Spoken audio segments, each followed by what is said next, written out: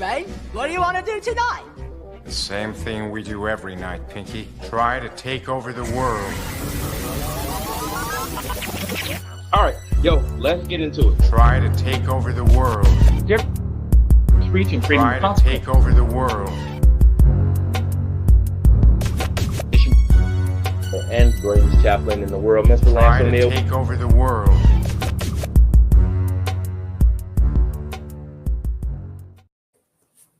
What up, what up, what up, what up, what up, what up, what up? Hey, we are glad to have you guys tonight. If you are out there in digital land joining us tonight on a very special Saturday, welcome. We know it's last minute. You guys got a couple of hours notice. Some of you guys got the 1 hour reminder. We want to welcome everybody in digital land. Shout out to our family and CTR Media Network. Welcome everybody to our, I guess you can call this a Super Bowl special edition if you want to. Two Pogues edition. Welcome. We got a fast and furious show. Chappie, what up, man? How you been? Good. It's like we did this 6 days ago instead of a week ago. It's weird. I know, right? So we got a fast and furious show for you guys tonight.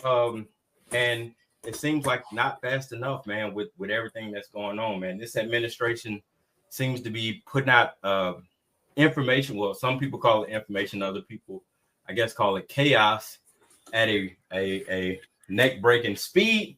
So we got a lot to talk about, man. We're gonna try to burn through it. We got 90 minutes to try to get through it. If you guys join us, come on in. We are everywhere. We are on Twitch.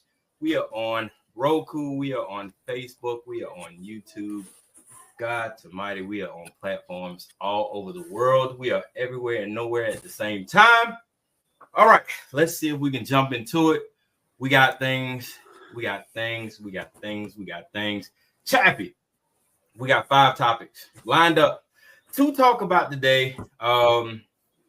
We got federal judges out there blocking everything like they kung fu masters. We got, let's see what we got. We had a kid on Doge get fired for being a racist, and then he got his racist redemption arc fired back up. We got Congress balling on a budget. Then they said they can't find the money. Then all of a sudden, Senate was like, "Hold my beer, we got you." Oh my God, what else? We got Elon the Destroyer wrecking shit left and right.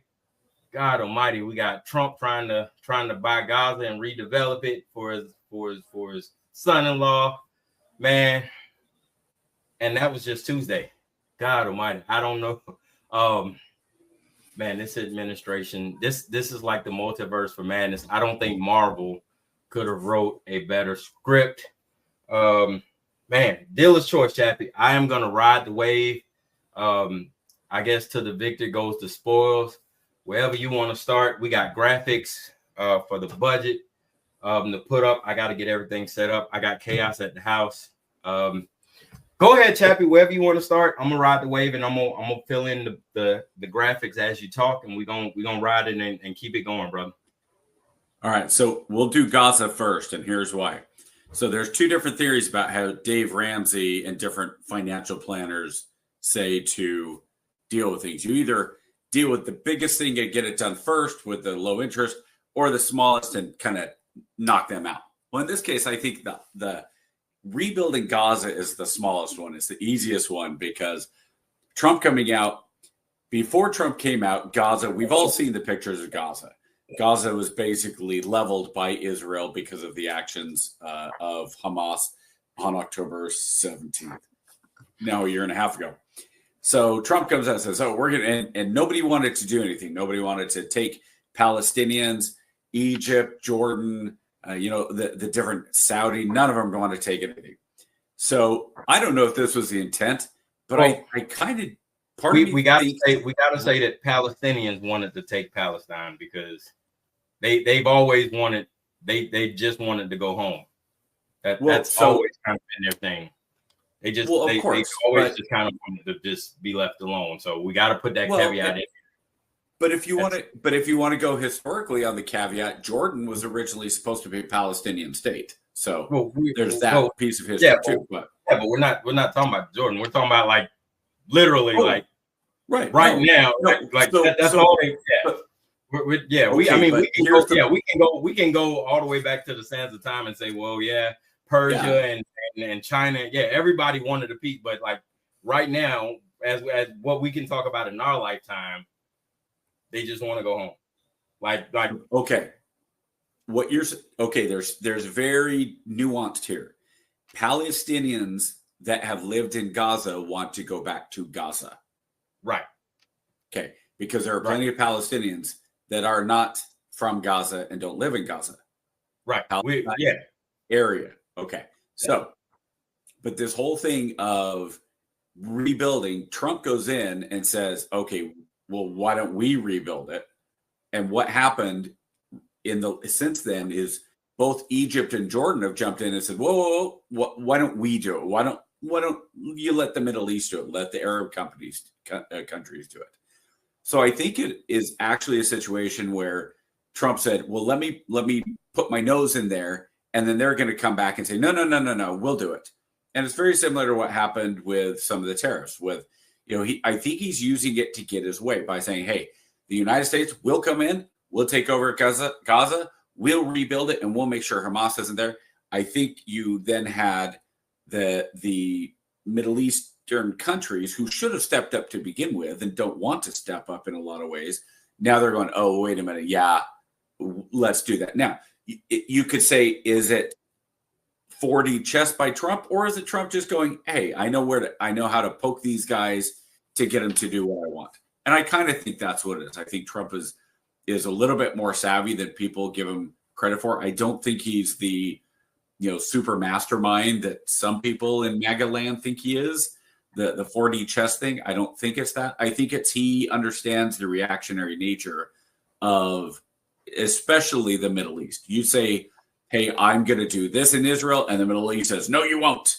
And you say, well, I don't think that Israel should do that. And they, yes, they should.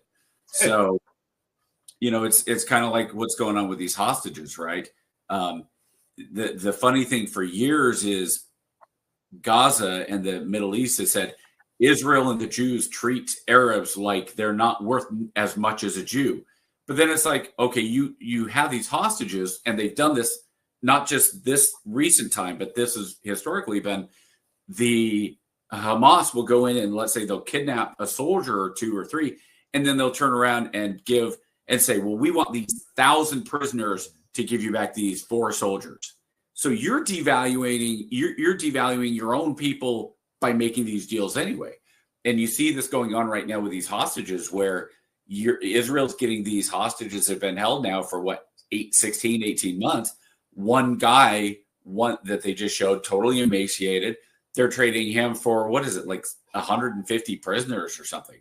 So yeah, there's this idea of, is Trump valuing the Middle East valuing? But I think it's not. I think a lot of the whole Gaza thing, I think it's just talk. It's going to be, hopefully it gets rebuilt with a little more understanding that if they continue to build tunnels, and Egypt, first of all, does not want tunnels, but if you're going to continue to have tunnels, you're going to get hit again and again and again. And so I think Israel is going to back off and let it be rebuilt by Arabs with stronger oversight, military oversight, to make sure that it's built in a way that does not threaten Israel. And best case scenario is they do whatever the equivalent of snap elections are, and Hamas gets tossed out, and the people that are coming back in understand that is why their houses got destroyed. Their houses didn't get destroyed because of Israel. Their homes got destroyed because of Hamas and what the actions were by their leadership.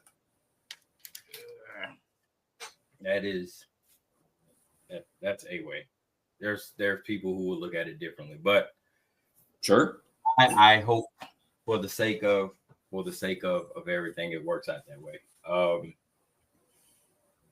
I do too. I don't want the U.S. in there. I don't think we should be in Gaza. I wanted to work out. That is absolutely something that we that's not our business.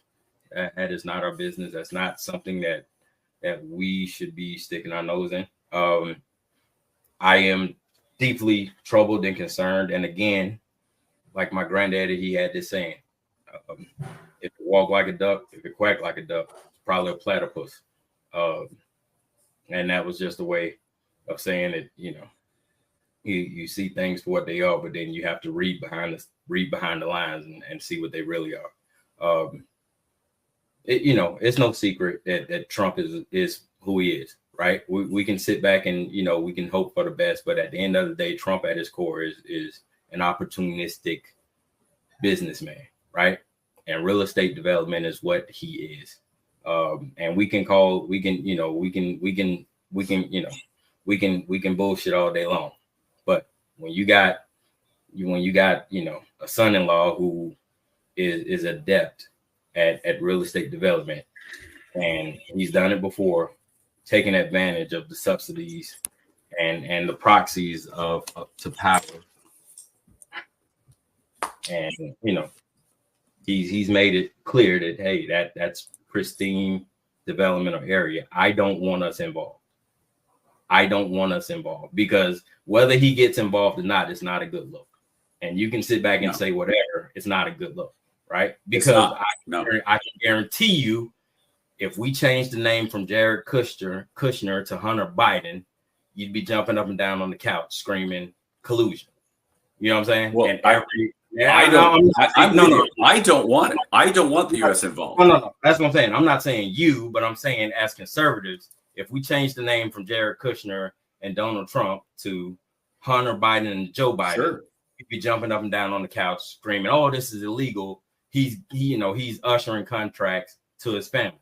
So if it's illegal then, it's damn sure illegal now, and we got no business doing it, right? So let's stay the hell away. We wish them the best. Let's let them do their thing, and you know what I'm saying, we let it rock.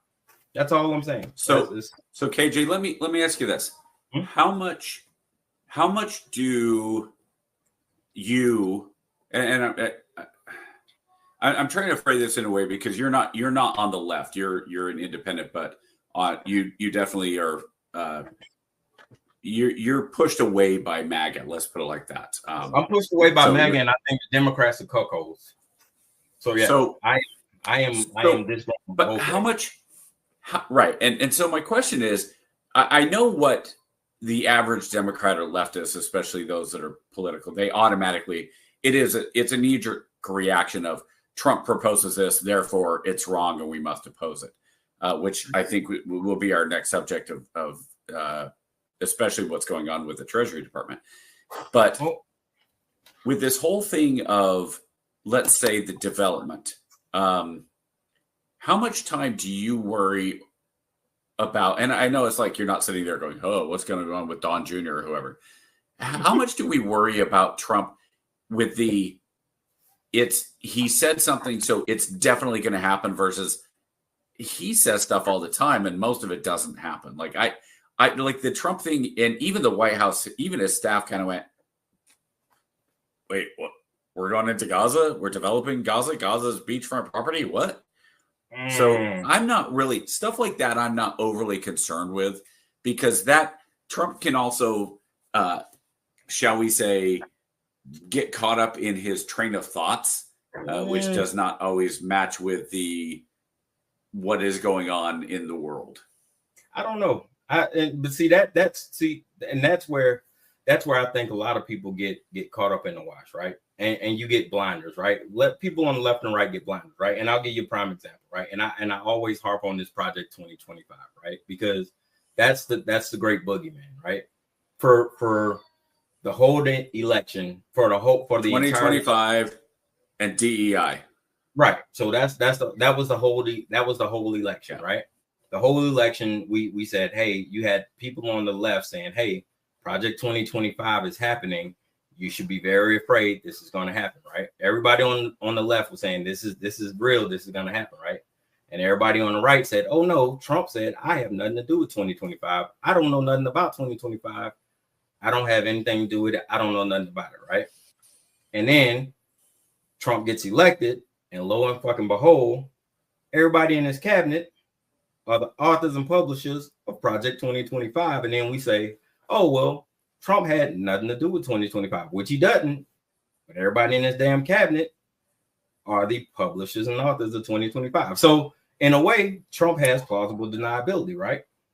But then all the guys who are the OMB chief was the chief publisher of Project 2025 and the director of the Heritage Fund.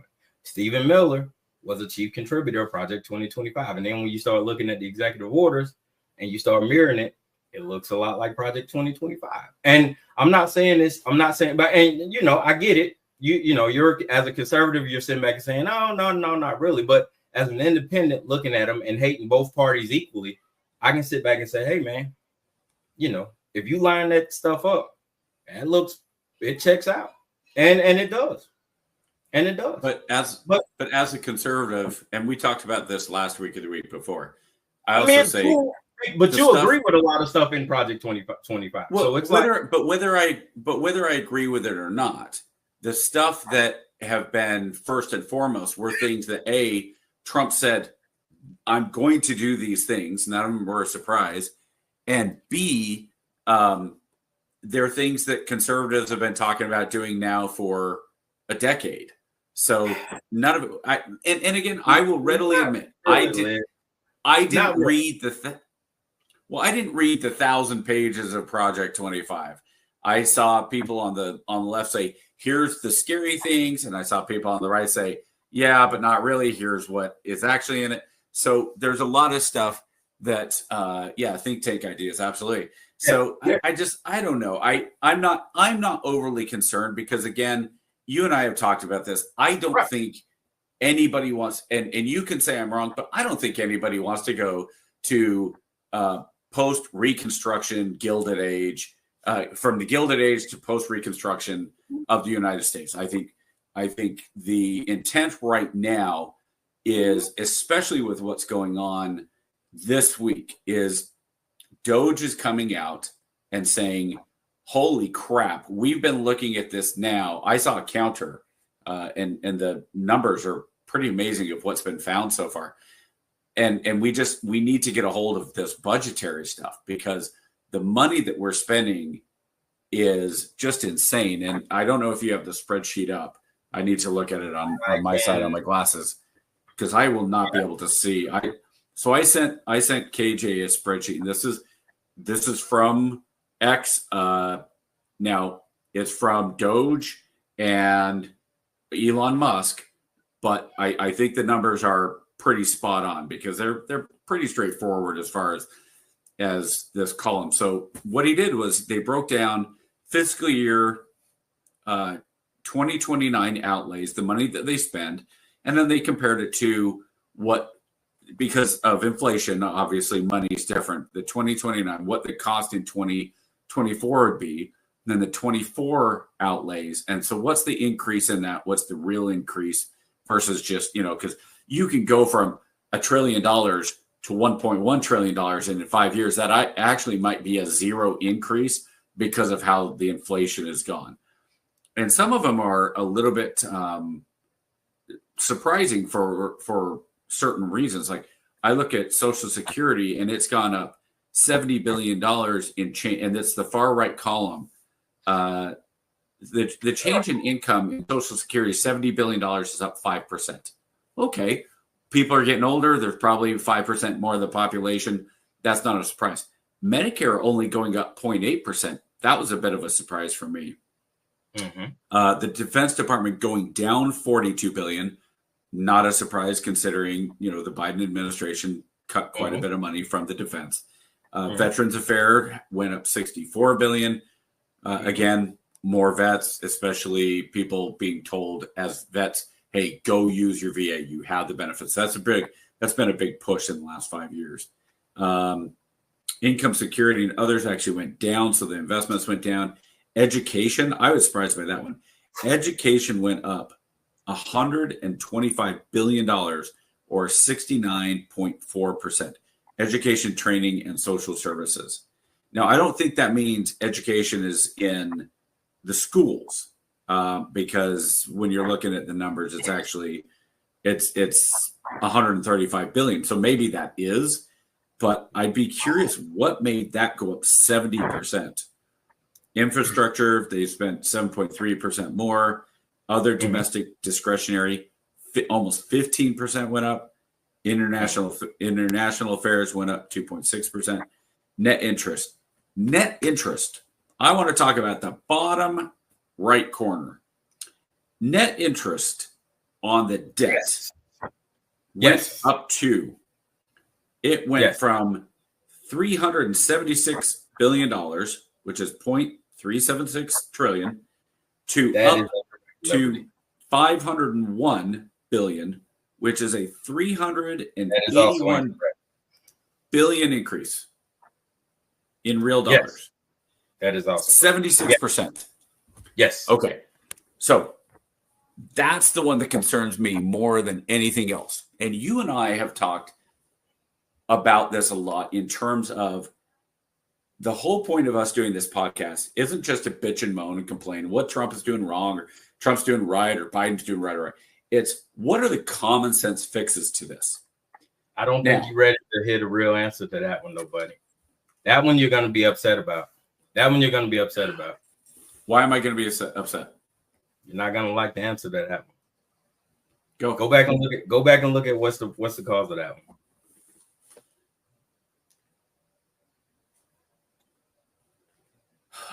What inflation? What's expiring at the end of the year that we just got that we're trying to renew? We're going to talk about it here later.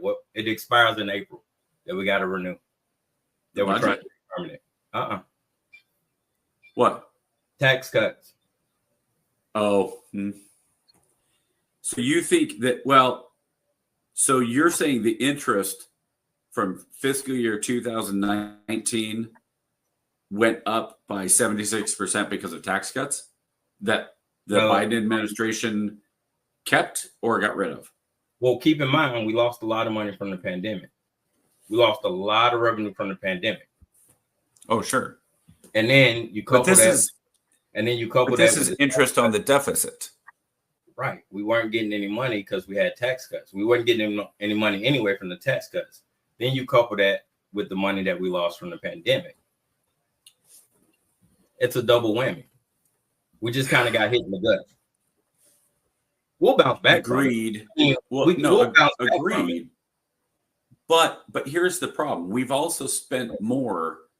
We've gone from I believe the numbers were in 2019, the federal government spent something like 4.7 trillion. And last year it was something like 7.1 trillion. So the spending has also gone out of control. So it's something that's been a problem forever in this country.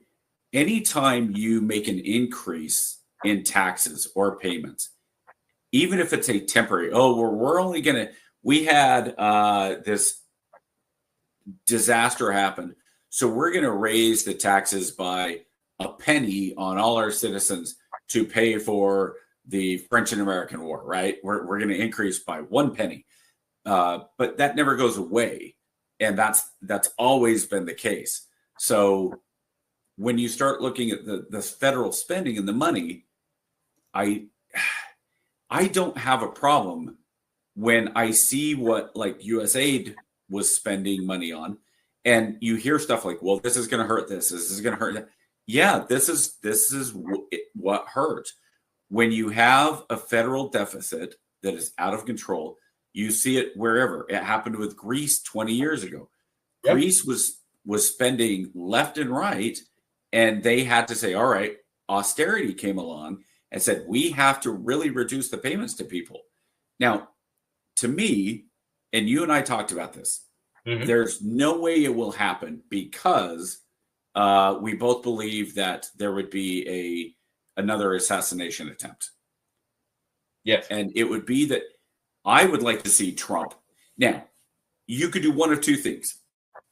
Trump could either pencil whip the entire debt, which, yeah, I think it would freak out people, and it would be a freak out mentally, but I don't think it would actually do that much. I think the world economy would kind of gasp all at once, and then the owners, those owners of the Federal Reserve, those families of the the secret meetings might go along, and that ends up with a dead president. And the second one, and this is the one that I think it should happen.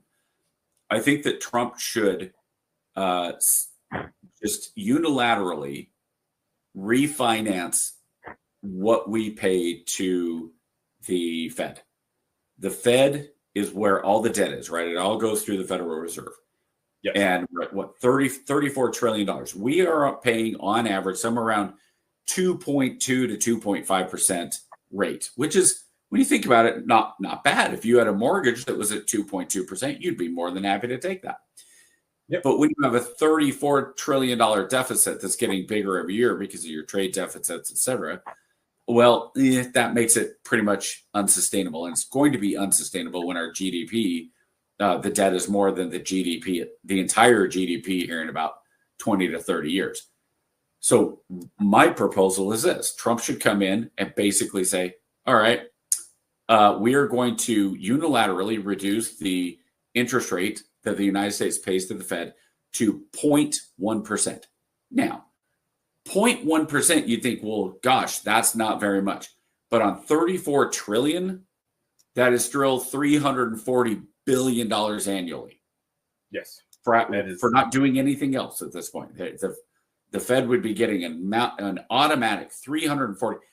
But the reason they won't do that is because what they're making right now is 1% of 34 trillion is, a lot more. Okay. So let's see, 34 trillion, 3.4, 304. Okay. I'm off by a factor. It's 34 billion, not 340 billion, but still pretty good payday for doing nothing. So it is also about growing the economy. You're right. Yeah, it is. But what you can do is if you can't outspend what you grow though. Unfortunately, for sure.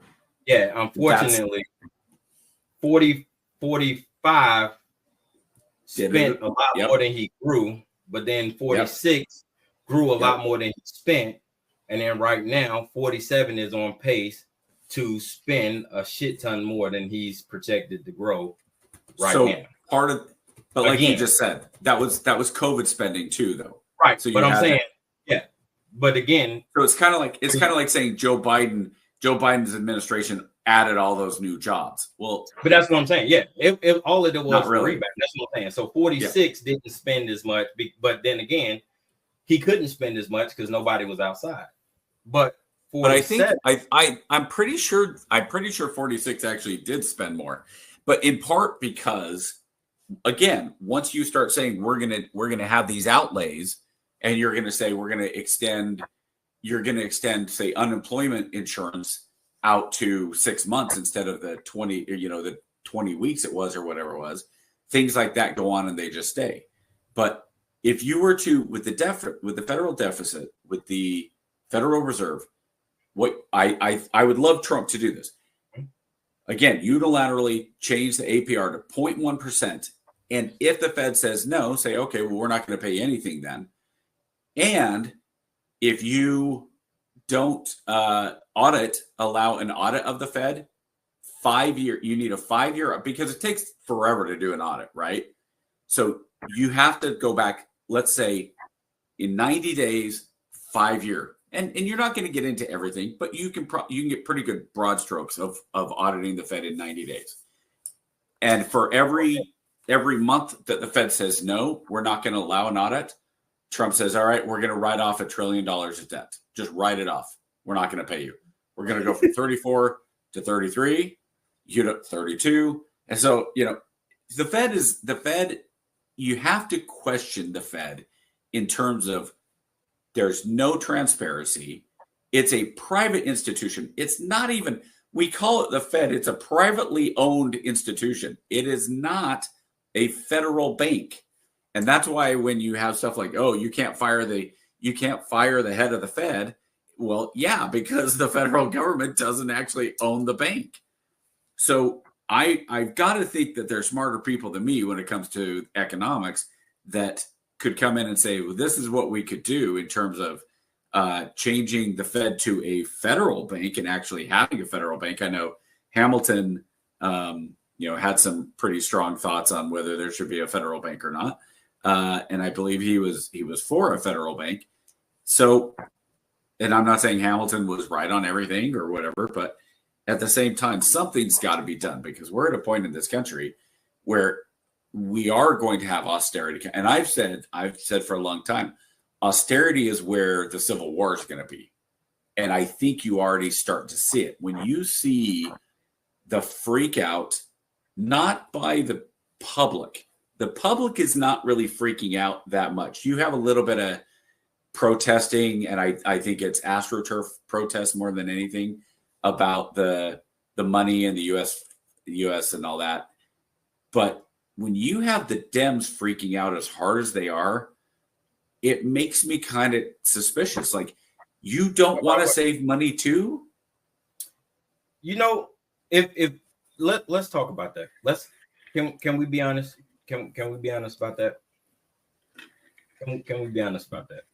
Oh, and the Republicans waste just as much money. No. It's not about being honest. Can we be honest? Let's see what you say. I don't know if you have an entity. You have an entity that is rummaging through every pillar of our government sector and reports to no one. They have autonomy to do whatever the hell they want. They report someone. To who? On a need to know basis. On a need to know basis. Do you really think he's telling President Trump everything he finds? Do you believe that? The high points. Here's the thing, KJ.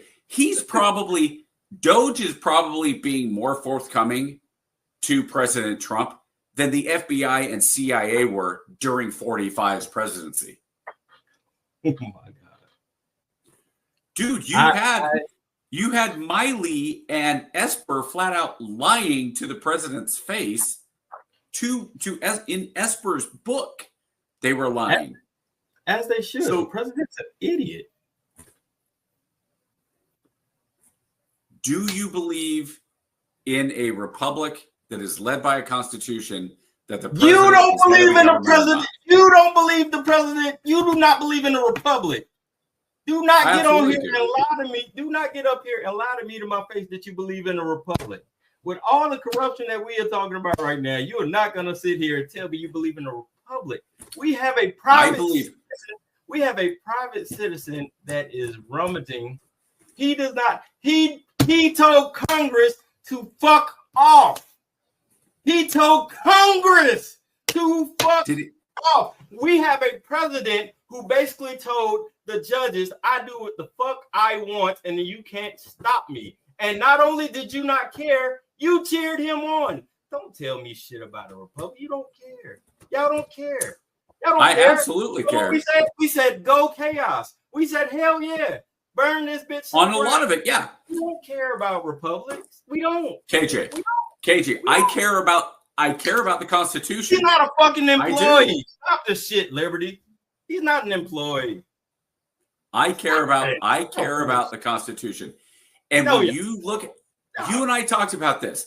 When a federal judge says the president of the United States cannot let his picks go into the Treasury Department and see the files and anything you've already gotten from there, you need to burn it. Can you tell me? You know what that tells me? Hold on. Checks and balances there's checks and balances and there's overstepping. Who decides who the Treasury Secretary is? Constitutionally, who says it? Who says it? The president. The president picks and the Senate he confirms, right? Yes. Okay. So you have a Treasury Secretary who was duly nominated, who was vetted by Senate, who is now the Treasury Secretary, and a lone federal judge says, nope, you can't go in and look at any of this. You're telling me that's... No, Treasury Secretary can. No, KJ, that was the ruling that even right now, he said only for a week, but even the Secretary of the Treasury cannot go in and look at this stuff. That's what the federal judge said. He said nobody that Trump has appointed, None of them. He did a whole, it wasn't like, well, let's anybody who's, and even here's the other part. Because you're talking about the president. Wait, has President and we talk about it? Yeah, it's part of that. Yes. So I don't think has he been confirmed yet? I don't think he's been confirmed yet. Yeah, he was confirmed. He was. I thought that was the whole point of it. He hadn't been confirmed yet. Okay, so the judge ordered Doge to completely destroy all records they've already collected. Doge. So after Doge, yes. No, but listen. There. I'm reading a different one than I had. The other one was the. So I had the destroying the records one. There was another one where but that's what it was. The federal judge.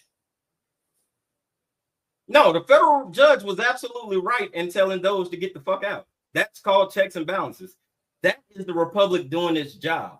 The Republic doing its job. KJ, the Treasury is run by the president. It's run by the executive branch, right? Absolutely. Yes. Okay.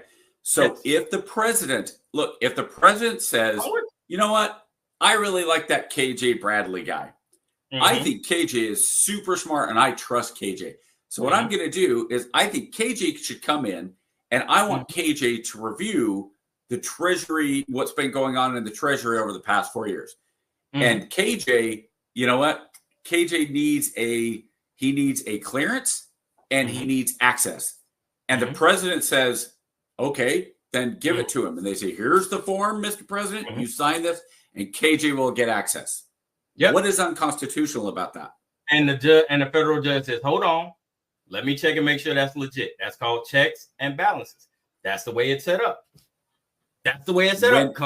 No. Constitutionally, that is the way it's set up. He says, hold on, let's make sure we're legit. Let's make sure we're legit. Because I will tell you why. Hold on, let me tell you why that's set up that way. Because they tried to do it. Congress said, hey, Elon, let me check and make sure you're doing it the right way. Come check in with us. And Elon said, fuck you. I don't work for you. I don't have to do it. When he did that to Congress, hold on. You're right. But wait, let me finish though. When Elon said, fuck you, Congress, I don't work for you, that's when the federal judge said, hold up, player. We got checks and balances. You're gonna report to somebody, and it ain't gonna be just the president. Let me hold you real quick. So then he's wrong. Then the federal judge is wrong. No, the federal judge is wrong. Because Doge is not an official fucking entity of the government. KJ, stop. Hold on. What I believe is constitutionally, the Treasury Department falls under the executive branch. Yes. It falls under the president. Whether it's Doge as a group, or whether it's Musk individually and his minions or whatever, whoever it is, the president of the United States, because he has the direct line and the direct responsibility and the direct leadership of the Treasury. Now, if Doge had come in and said, we're going to write this, if Doge had come in and said, here's the law we are now going to follow, I'd be with you 100%, because the executive branch does not make laws. They don't make laws, right? What the executive branch does is execute laws, and they do certain things that is under the power that is laid out in the Constitution about the responsibilities of the executive branch. He's the chief, he's the commander in chief, etc., right? He is the head of the Treasury Department. Ultimately, the president is the one who is the head of the Treasury Department. Now, the legislature is the one who says, this is how you spend the money. Yes, absolutely. But if the president says, KJ, I want you and O'Neill to have access to all the records, then we have access to all the records because that's what the president said. That is not a checks and balances. And the problem is with a federal judge doing that. And I've said this both ways. I've said this. I don't like when federal judges do this. When they make it up out of whole cloth because they say, I don't like what's being done, and they don't say, here's constitutionally why you're wrong. And I've said that about, Bush and Reagan appointees who did the same thing on Clinton. And you cannot have a special appointed employee running amok with no accountability. You cannot. And a federal judge said, "Hey, let me make sure." No, you cannot. No, you cannot. Then what is the point? Then what's the president analysis, sir? You're missing the special part. Doesn't mean anything. Exactly, it does not. That's the whole point. That's the whole point of it. That's the whole point. He can be an employee. He can. All he needs is to be granted the clearance and the access by the president of the United States, whose purview it is to have that. If I say, this is my house, I am the king of my house, I'm the one who decides who comes into my house and who doesn't come in my house. Try it. I dare you to try it. I would dare you. That's like having another woman come into your house and cooking in your house and not telling your wife, and then your wife be like, "Hey, why are you in my house cooking?" And she tells your wife, "Hold on, I don't work for you. I work for Lance." How do you think that's gonna play? How do you think that's gonna play? Household is obviously different than the federal government. Yeah, I would imagine. Yeah, because there's different things. Well, when you're looking at the Constitution, I fully expect change. It ain't gonna be the change you expect, but sure. Mm-hmm. I think this order is going to be struck down. I don't think it's going to last a week. I'm sure it will. But the point is, why? Why are you sure it will? It has to make sure it's constitutional, man. Okay, so what is the point of reviewing to make sure it's constitutional now? So the federal judge didn't say, I'm stopping this on constitutional grounds. He just said I'm putting a pause on it. That's all he said. Why? He said, hold up. If he had said this is against the Constitution, section whatever, then I'd be sitting there going, yeah, there you go. That's not what he said. He basically came out and said, I don't think it's right that what you just said, this special non-employee person has access to the American public's information. Right. He didn't say anything about that's what federal judges are supposed to do. Two things. They review the law and they review the Constitution and how it applies to the law. All right. So we know what they're supposed to do, right? So if we know what a federal judge's role and responsibility is, all they have to do is say, hey, stop. Because we know what they're doing when they say stop. That's like if a case goes to the Supreme Court, they don't need to tell us why it's in the Supreme Court. We know what they're doing when it's in the Supreme Court. He doesn't have to tell us the why. It's there. We know why it stopped. It's going to traditionally, every time you've had a federal judge come out and say, this is why we're pausing it, it's because specifically there's something about the Constitution that comes into play. Well, that's one thing, pretty much all. This judge banning employees. He's banning employees from the Treasury Department. Let us throw out tradition for this administration, because one thing I've learned about this administration is they don't give two shits about tradition. We cannot base anything on tradition with this administration. Tradition be damned in a Donald Trump administration. Again, we cannot bend the rules. We can't base the rules off of tradition for a Donald Trump administration. So don't tell me about no damn tradition for a federal judge in a Donald Trump administration, because Donald Trump don't give two shits about tradition. This goes back to the people who are arguing that this is a coup. This is a coup by Donald Trump. This is a coup by Donald Trump and his lackeys that are taking over the government. Donald Trump was elected. It can't be a coup if he was elected. Exactly, right? You have Republicans who are being appointed, and not even Republicans. You have people, whoever they are. Tulsi Gabbard was a Democrat until 3 months ago. Tulsi Gabbard RFK is a Jr. Russian operative. She's crooked as shit.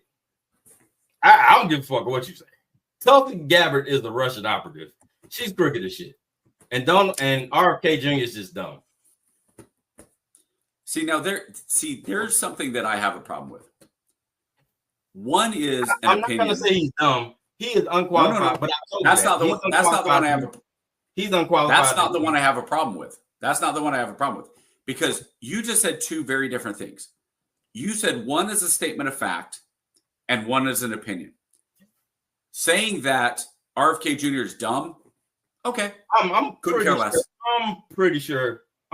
I'm pretty sure. I don't think he's dumb. He is definitely unqualified to be the health secretary. I don't even care. That is an opinion. That's fine. I have no issue with you stating an opinion and saying, I think RFK is this. I think he's a threat. He's stating as a factual that Tulsi Gabbard is a Russian agent. You what? I love RFK Jr. too. I love RFK Jr. I think he's amazing. He is a horrible health fucking secretary. Horrible. Fine. No, I'm answering Liberty. No, Liberty says I love RFK Jr. I love RFK Jr. too. Oh, I love it. I don't have my glasses on, so I can't see the different text. I love RFK Jr. But he's a horrible KJ, here's my problem though. My problem is when you say things like Tulsi Gabbard is a Russian agent. To me, and I think this is fair and it's legal as well. This is the legal precedent. Sure. Once you start making accusations like that, it is now on you as the accuser to prove that that's the case, or else it's defamation. Sure. Okay. Tell them to come get me. So I will put my career on it. Tell them to come get me. I will put my career as a target and analyst on it. Tulsi Gabbard has been compromised since 2018. I'll put my career on it. I think if the government actually came after you, I think if Tulsi Gabbard sued you, I think if Tulsi Gabbard saw this and she was willing to sue you, you would lose everything you have. You'd lose your house, your car, everything. I bet you I wouldn't. I bet you would. Because it's defamation. It's defamation. I bet you I would. Okay. I guarantee you I would. And you've never, and all the years you've known me, I've never made a proclamation like that. Never. Well, I think you know my character. And you know my character. And when I tell you, I believe with everything in me that she's compromised, I'm telling you, Tulsi Gabbard is compromised. Then I'm going to challenge you to prove it. Sure. And you're more than welcome to. And not right now. I mean, obviously. Yeah. And you have 12 minutes. Prove it. And I'm telling you everything within me. Tulsi Gabbard has been compromised since 2018. And you'll find out. And when you do, and when we do, let's see it. I just hope when we do, it doesn't cost lives. Okay. So you're saying that like eventually we will? Absolutely. Okay, you need to prove it though. Absolutely. When you make a statement that she is compromised since 2018, you have to have the receipts. And here's my question to you. If you have these receipts, why wouldn't Congress, and why at this point wouldn't I mean, you're telling me that Congress, who loves Tulsi Gabbard so much. You know what's funny? The Democrats. Funny, Lance? The funny thing about it is you assume that Congress don't. That's like sitting on the Syrian border watching weapons of mass destruction come in from Iran every damn day and sending up a SIPR report saying that, hey, the Chinese 122s are coming in convoys from Iran every day on the SIPR report while you watch them come in. And you send them up every day on the SIPR report, knowing that the Iraq war can be over, but you're still sitting out there every damn day in the middle of the Iraq war. You know why? Because war is money. And at the end of the day, the country don't give a shit. So you find out just how shitty this country is. Because people don't give a damn about the truth. You think that Democrats who look at Tulsi Gabbard as a turncoat, as an absolute backstabbing whatever, who was, by the way, she resigned as the deputy, the second number 2 in the Democratic Party. What's Liberty? what's It's a shitty country, but it's my country, and I'm gonna defend it because I love it. It's my home. So I've been to shitty countries too, but this is a shitty country, and it's my country. So Tulsi Gabbard was the DNC, the deputy chair, and she quit because she saw how Bernie Sanders got screwed over by the Hillary Clinton machine, right? And the Democrats basically worked on it, and we all know that happened. They basically, That's a story. And Michael Jordan retired from basketball in his prime because he wanted to go play baseball. Unfortunately, there's no proof either way. Exactly. Here's the difference. Here's the difference.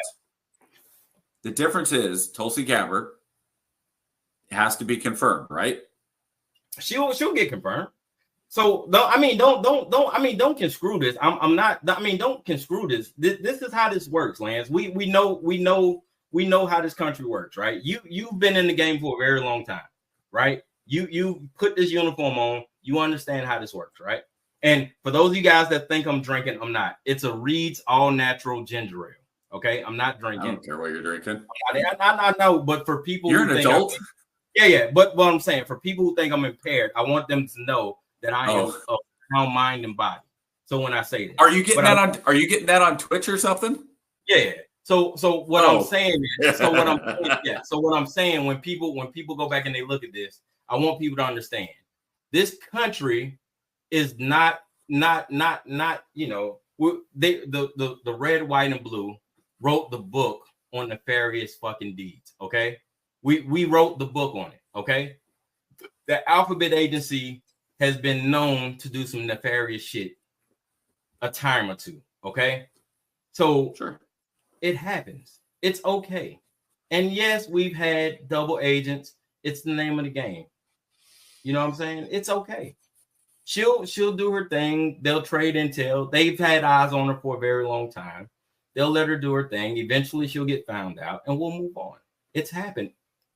It's okay. Here's why I have a problem with it. I don't think Democrats, if they had the receipts, would sit on them.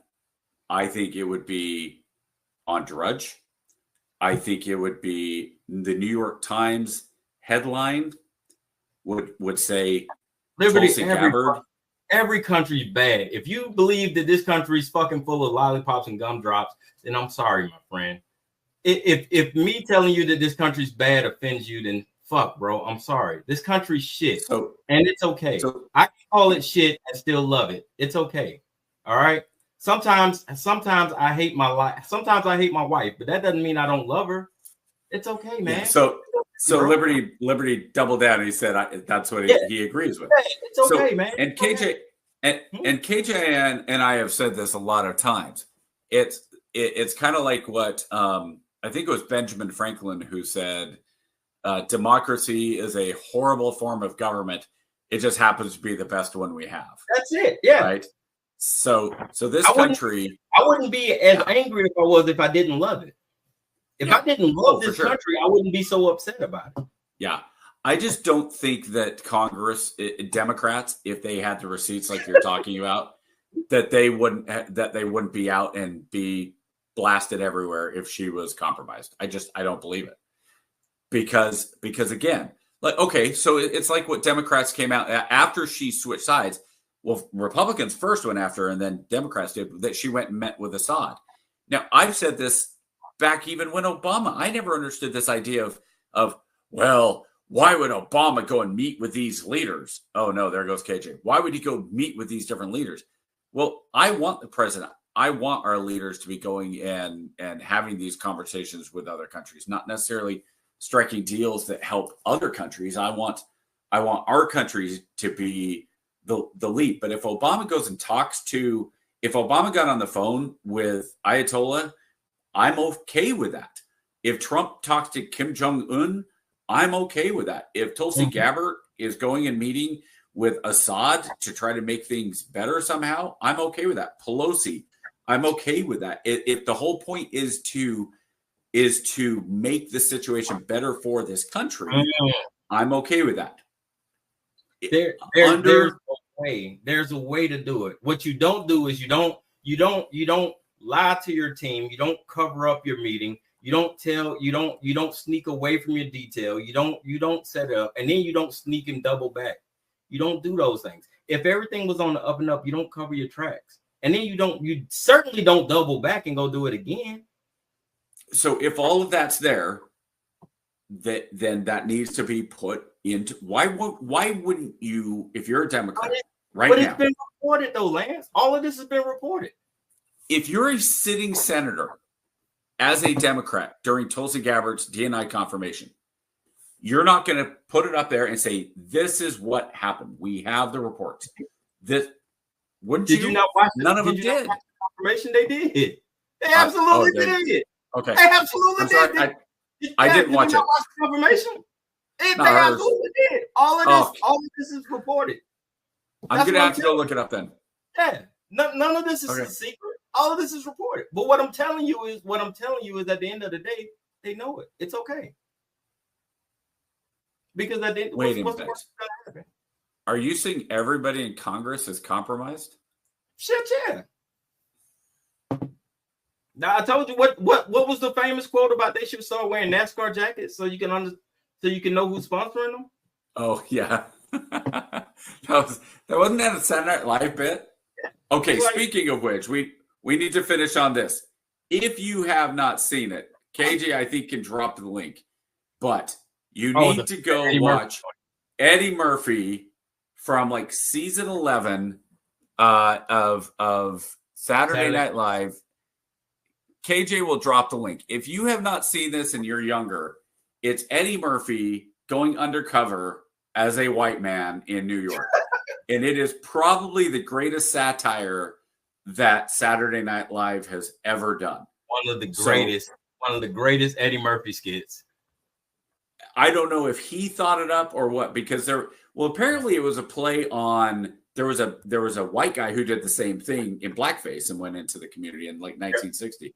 So Eddie Murphy did a play on this in the early 80s. And it is an absolute, just a ridiculously funny satire of right from the start of him reading the greeting cards to learn white speak. We can't play it. We're not going to play it because I think we'd get copyrighted if we did. But KJ is going to drop the link on there down onto YouTube, and hopefully everybody goes watches it. And despite going back and forth, 11th season I believe is right, Liberty. But you can go find it on YouTube if you just Google Eddie Murphy in white. As a white man, I believe will get you there. I just dropped the link. In the chat. It's in there. Okay, good. Yeah, White Like Me is the name of the skit. White Like Me, which is kind of funny for me because if you get white like me, any whiter and you'd get transparent. What did you say? I watched Dynasty. All right. So with that, KJ, it's been fun. Man. You got the Super Bowl. We talk. All right, we got 1 minute. You got to do your final thoughts, man. We did. A final thought is just I wish that the Chiefs and Eagles could both lose. We didn't talk about nothing today. Jesus. Yeah, we did. It just goes that fast. We didn't rant. We ranted for an entire hour. My God. That's all we do. We talk about how shitty the country is that we love. I love this shitty country. There's no greater shit country in the world. Take over Canada. Goddamn Canada. South Park is going to be amazing this summer. My God, I can't wait. South Park is going to be so funny this year. All new episodes. Trey and Matt have some stuff to use. They are going to go bananas this year. Yeah. Looking forward to it. Hey, man, see you guys next week. Same bat time, same bat channel. You guys have a great weekend. Love you guys. Thanks for tuning in. We're out.